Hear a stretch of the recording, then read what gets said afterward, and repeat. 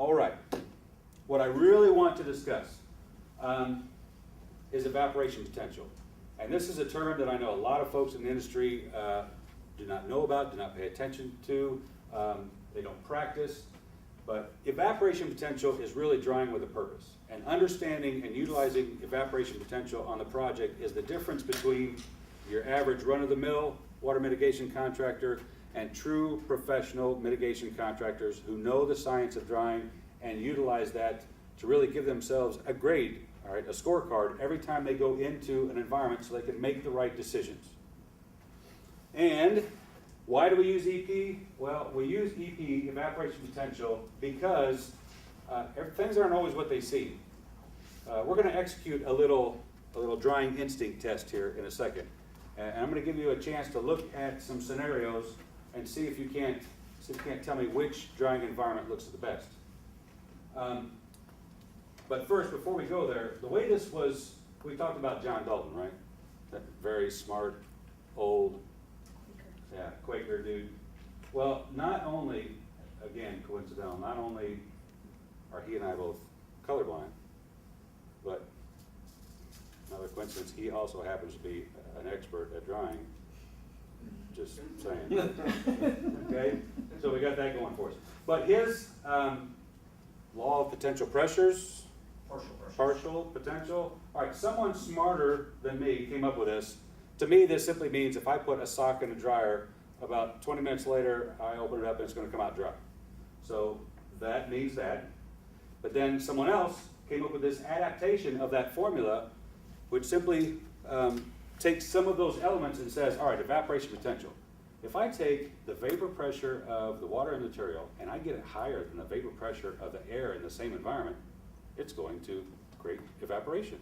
And the greater difference between those two, the higher the potential for evaporation in that environment. Right? That's not rocket science. I mean, there's some science there, but it's not rocket science. Okay.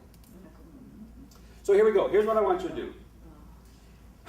We use EP because, again, things aren't always what they seem. If we look at these four scenarios here, and I'm giving you air temperature, relative humidity, and surface temperature of four different environments. And what we want to do is look at this and find out which one of these is going to produce the greatest evaporation potential. Now I'm going to give you some additional information. Bam, check this out. All right, for those of you who were not lulled into a coma during the science portion of this, the answer has jumped out at you right now. You know what it is. You can look at this and you're like, oh, I got this. All right, so we don't embarrass any one single person, a show of hands. 90 degrees and 50% relative humidity. What do you think? You think that one's it? Anybody? All right, what about this sexy one here? 110 and 30. Yeah.